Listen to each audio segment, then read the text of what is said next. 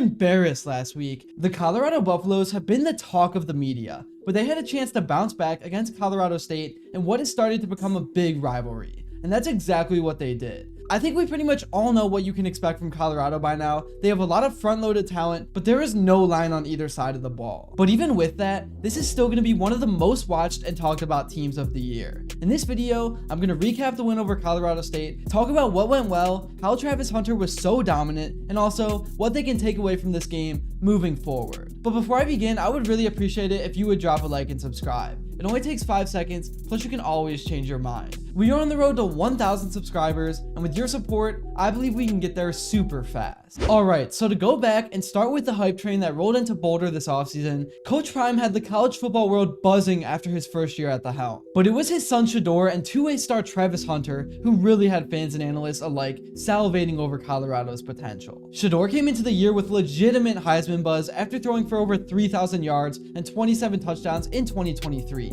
Meanwhile, Hunter was looking to build on his freakish freshman campaign where he excelled both as a receiver and cornerback. The duo had people wondering, could Colorado actually compete for a Big 12 title in their first year back in the conference? But it wasn't just the star power at the top. Coach Prime orchestrated another massive roster overhaul through the transfer portal. We're talking about over 50 new players joining the program. Some notable additions included former Florida Atlantic receiver LeJontay Wester, who had over 1,000 yards last season, and a highly touted freshman offensive tackle in Jordan Seaton. The Buffs also brought in some much needed help on defense, including former Arizona State edge rusher BJ Green and Liberty cornerback Preston Hodge. With all these new pieces, expectations were a lot higher in Boulder. I think everyone still knew they were years away from being a team that could be like ranked or anything like that, but the goal for this year was to win 6 games and to be bowl eligible. Now, let's break down how the season has actually played out so far. The Buffs kicked things off on a Thursday night showdown against FCS powerhouse North Dakota State. And man, what a game it was. Colorado squeaked out a 31-26 victory, but it was not pretty to say the least. Shedeur showed why he's considered one of the top quarterbacks in the country, throwing for a ridiculous 445 yards with 4 touchdowns. His connection with Travis Hunter was on full display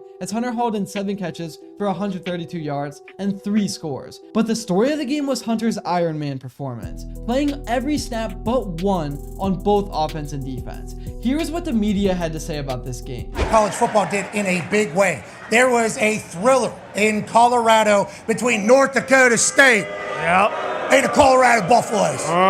North Dakota State, obviously one of the top teams in D1 AA. And we knew that people that were potentially casuals to college football did not know about North Dakota State's greatness. Because I told him to throw me the ball no matter what. So he got mad at me. He was like, I don't care, catch the ball.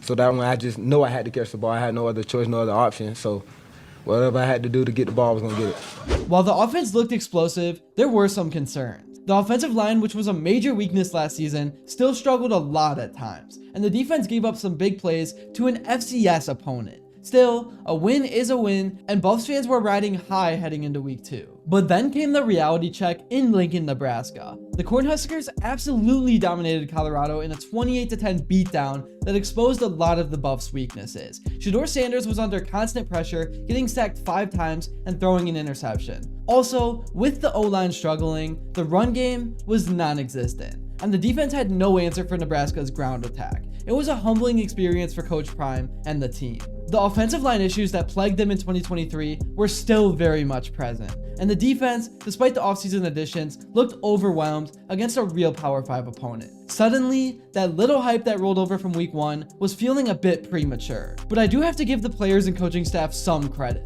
because they bounced back in a big way in week 3 against their in-state rival Colorado State. The Buffs came out fired up and dominated in a 28-9 victory. Deion Sanders was back to his efficient self, throwing for 310 yards and 4 touchdowns, and the defense looked much improved, forcing a few turnovers. However, the post-game handshakes became the bigger story. Shedeur refused to shake hands with Colorado State quarterback Braden Fowler, telling him, "You can't F with me," and referencing some of that pregame trash talk on social media. It was a moment that showcased the chip on this team's shoulder, but also raised some eyebrows and got everyone talking. Here is what people had to say.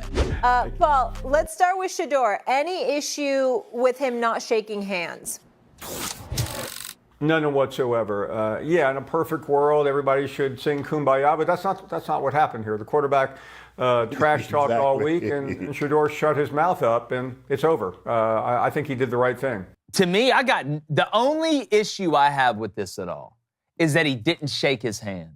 Because to me, I would have shook your hand and brought you in and told you. I'm not going to tell you from 5 feet away. And I don't even want the cameras to hear me. I just want you to know that I know I did it to you again. Because Colorado State ran their mouth all week on social media. But outside of that, now let's talk about some recent developments in Boulder. There's been a lot of chatter about Travis Hunter's workload, with some analysts questioning whether playing both ways for nearly every snap is sustainable. Coach Prime has defended him, but it's definitely something to monitor as the season progresses. Anyways, looking ahead, the Buffs have a tough stretch coming up. They face Baylor this weekend, followed by road trips to Oregon and USC. It's a gauntlet that will really test where this team stands, but I'm just gonna say I have a preconceived notion that it's not gonna be pretty. So, what's the outlook for the rest of the season? Honestly, it's hard to say. The talent is clearly there, especially on offense, but the offensive line remains a major question mark, and the defense is still finding its footing. A bowl game should be the minimum expectation, but competing for a Big 12 title might be a stretch.